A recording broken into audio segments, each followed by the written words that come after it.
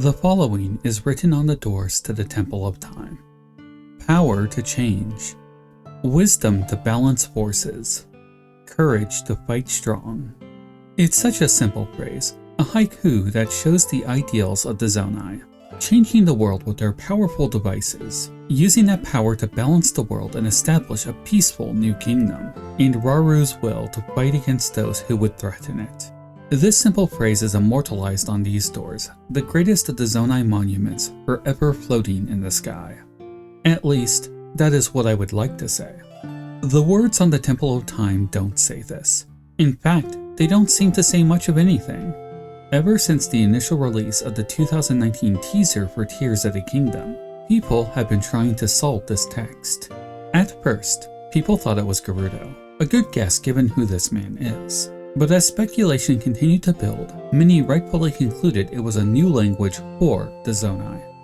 Today, I am discussing the hurdles of decoding this language, why it is important, and if it even matters. Some of my colleagues in the community have made some impressive findings, in particular Zoey from the Drained Shrine, as well as Zelda lore and my friend Lowrel Historian. I have actually talked to Zoey a bit about this and asked her to look over my script, specifically because she is doing a fantastic job with this project. I am going over some of that today and offering my insight on the matter. So kick back and relax while I walk you through the Zonai language mystery. Part 1. Language Ciphers. Generally speaking, languages exist with a core fundamental to communicate ideas with one another. People come to understand language through its continual use, and so speaking, reading, and writing it are important for the structure of the general world. Of course, illiteracy is a problem in our real world.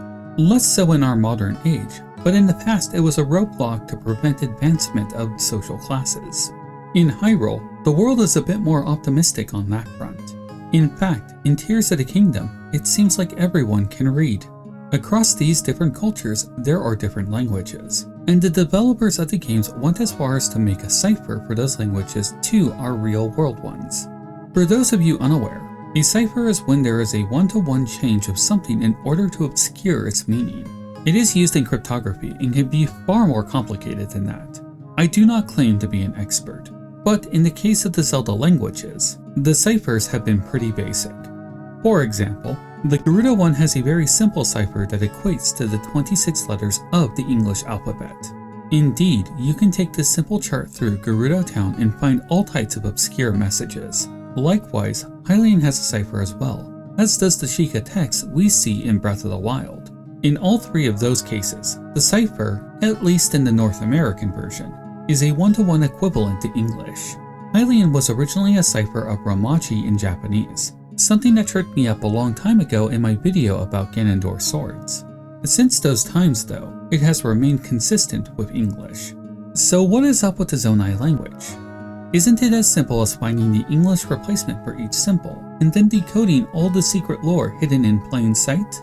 If only it were that simple. The Zonai language has a total of 14 symbols in it, ones that repeat again and again. These do not match with English. To make that poem at the start of the video, I merely cheated and applied 13 symbols twice across the letter spectrum. As such, you can see certain symbols repeating oddly through it, something we rarely see in the Zonai text throughout the game. I bring this up merely to say that if the Zonai language is using a cipher, it is far more complex than what we have seen up to this point in the series. As such, the simple method that I did would have been figured out long ago. I can attest by watching my friends in the community that this is no simple thing to solve, but perhaps I can offer a little insight to help. Let's start off with the numbers, because I feel that those are the least subjective. Part 2. The Number System. It's obvious when playing Tears of the Kingdom that concepts from Breath of the Wild involving the Sheikah have been repurposed into Zonai stuff. The issue with that is that the Sheikah symbols have a total of 40 that translate directly into English. 26 letters, 10 numbers, and 4 punctuation. The Zonai, on the other hand, has a total of 14 characters, but 3 different scripts of those symbols. For this video, I am going to be focusing on this script, the more ornate one. 14 is an interesting number because it happens to line up with the numbers and punctuation count from the Sheikah, considering that so much of Breath of the Wild was repurposed into Zonai Trials. We can see many instances of things repeating that aid us in this. In particular, there is the countdown scene with some of the shrine quests throughout the game. We can see a clear countdown from 9 to 0. Sure enough, we can see this same effect repeated, but this time with Zonai symbols of course. And given how they count down, we can make a strong assumption that these numbers are a direct correlation. I need to point out a post made out by my associate Zelda Lore on Reddit addressing this about 8 months ago. While he wasn't the only person to notice this, his thread did put it out in the open broadly. While clearly identifying the base numbers is good, the remaining symbols by this logic would be for 4 punctuation: the dash, period, exclamation mark, and question mark. Now, that was the easy part, because the rest of the cipher is far more complicated than a simple conversion to English letters like we've seen in the languages before. It is obvious looking at the Zonai civilization that it is greatly inspired by Japanese culture.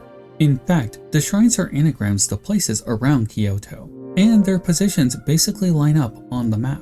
There is this cool interactive map online that I'll link to if you want to go explore that. You might be surprised what you find. More importantly though, figuring this out is key to understanding how words seem to be written in this system, and it is a lot more complicated and unintuitive than you might think. Let's get into that. Before we get to that though, are you enjoying the video? If you are, a like and subscribe would really help the channel out. Maybe share it with your friends so the video gains some traction? However you choose to help out is up to you. Thank you all the same. Now, let's get back to the video. Part 3. Disemvowelment. The phrase disembowelment is a cheeky portmanteau of the words disembowelment and vowels. It is a little-known process of removing vowels from words in order to cut down on space or disguise them. I will link to the article on that process in the description if you want to learn more. But for now, I'm going to go over it, because it seems that is what is going on with the Zonai language. It however requires some nuance of the Japanese language to understand. In the case of English, the act involves removing vowels from words, or substituting them for other letters or characters, similar to what you see with censored profanity. In Japanese, it is a bit more complicated because of how diverse their letters are. You see, Japanese is composed of 3 alphabets: hiragana, katakana, and kanji. Basically, there is a set of 5 vowels in their system: a, i, u, e, o. These can stand on their own, but get paired with consonants. For example, there is a row combining these vowels with r to create ra, ri, ru, re, ro. Some of you might remember those ones specifically due to a certain Metal Gear Solid game. But let's not get sidetracked. Hopefully I didn't lose you there. But what is most important is of the consonants in the Japanese language, there are 15 of them, which is close to the 14 symbols we have here. You might notice how N is categorized separately from the rest of the N-vowel pairings. It is my belief that N by itself has been absorbed into the N row to cut down on space. I also believe that W has been eliminated from the Zonai script due to wa and wo not coming up much. It could also be that there is a 15th character we don't know about, in that it simply doesn't appear in the game. But I'm skeptical about that considering all the symbols float around the statues at the end of shrines. So 14 symbols and 14 consonants. It makes sense. These 14 symbols appear to be disemboweled rows of Japanese letters, meaning that when one of them is replaced, let's assume this one represents R, then this symbol could stand for any of the combined letters. As such, when we see these symbols lined up on the wall, we can now see that there is a large range of what each one could be, from basically 5 versions of consonants or a corresponding number. I hope you got all that, because if you did, you can now see why this is so complicated. Not only are these phrases written in a way to be context specific, but they are effectively written in Japanese. This means that basically to derive any meaning from these phrases, a person needs to decode the symbols to the correct consonant, and then figure out which consonant part of the row is being used. To make sense of that, It may involve knowledge of specific Japanese things, concepts that may not even exist in English. I'm sure you can see how difficult that might be, but if you can believe it, it gets worse. Part 4. Katakana English Words. In Japanese, kanji are the big, complicated, and often cool-looking symbols. They mean complete words, concepts, and sometimes are combined in ways to express fantastical ideas. The hiragana alphabet is used for native Japanese words. It is more simple than kanji in the basic writing system. In Japanese media, you might sometimes notice little hiragana above kanji. This is to help people pronounce kanji they may not be familiar with. Then there is katakana, which is basically a phonetic guide to pronounce foreign words. Katakana is distinct in appearance to make it clear that these are not Japanese words, but they follow the same consonant structure I outlined before. When added to this puzzle, we now have a new complication of what to look for when decoding this language. It comes down to this. The words written in this language are either going to sound like Japanese words or foreign words. Probably English if they are foreign. There are some pretty solid examples of it matching up the English words if we look at the writing on some Zonai devices, such as in the case of pot and balloon, pointed out again by Zelda lore. It also seems that the symbols may have been scrambled or misordered, adding another layer of complexity to it. Similar to how the names of the shrines are anagrams for places in the real world around Kyoto, it's possible an anagram is being used here to further obscure things. I speculate if they are being shifted around like this, it is to cut down on certain symbols repeating one after another.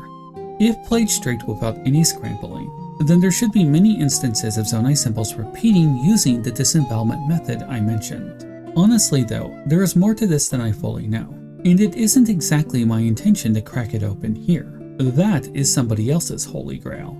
There are already more talented people than me on the job for that. I merely wanted to express my thoughts on it. While cracking this open would be interesting, in particular the text on the Temple of Time, which seems to be a poem, I want to move on to my final topic of this video, which is if these translations actually matter. Part 5. Does it matter?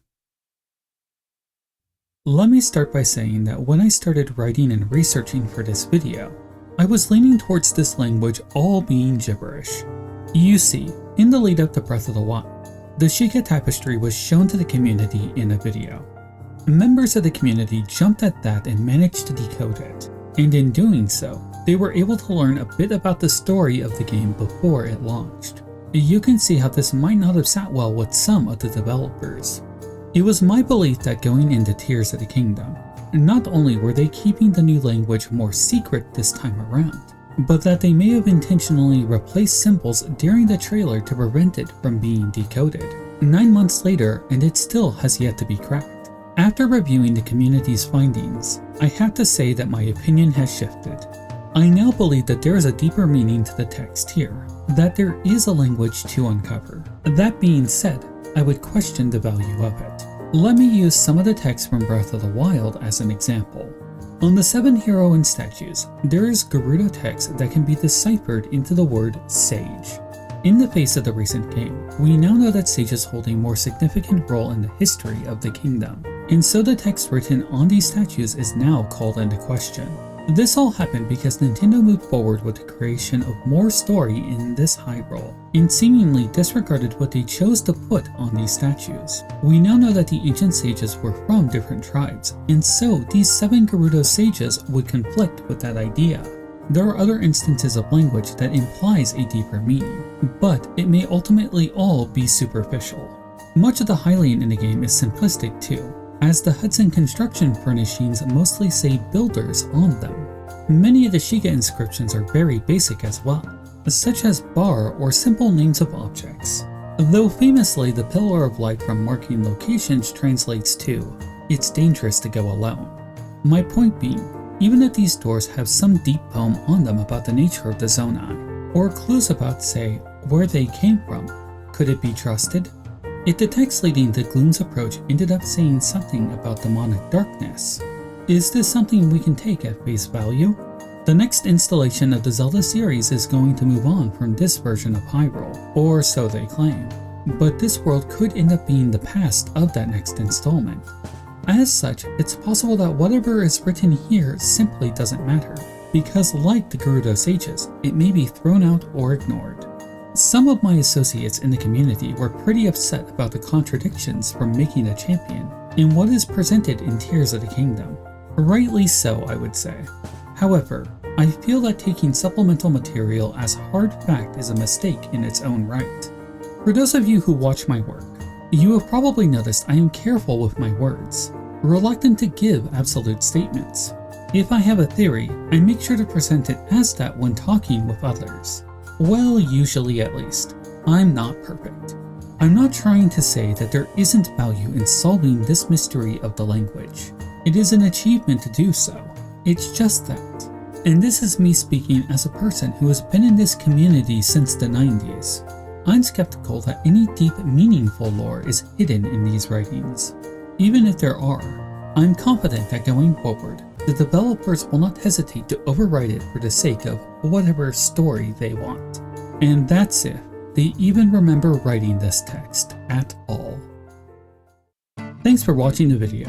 I need to give a very big shout out to my associates Zoey from the Drained Shrine, Zelda Lore, as well as Low Rule Historian. They have been working on this mystery for a long time. In fact, I think a recent breakthrough may be coming soon, so be sure to check out Zoey's stuff as well on her channel. She could use the support over at the Drained Shrine, so if you're interested in this, head her way and give her your subscription. Speaking of which, if you liked this video, a like and subscribe would really help out around here. For those of you who can do a little more, head over to my Patreon and consider supporting me directly there, or do so here as a channel member. Oh, and I have a new patron member. Joining the rank of heroes is Mysterious Amethyst. Thanks for giving me so much needed support. Times are rough right now. For those of you who join up, you will gain access to my Discord where we can talk more directly about various topics, ranging not only from Zelda games, but beyond. I can get pretty chatty, and I've been sharing a lot of behind-the-scenes images, footage, and content as well. If you are interested in getting to know the guy behind the videos, that's the best way to do so. That's all I got for you today, guys. Be safe, and may the way of the hero lead to the Triforce.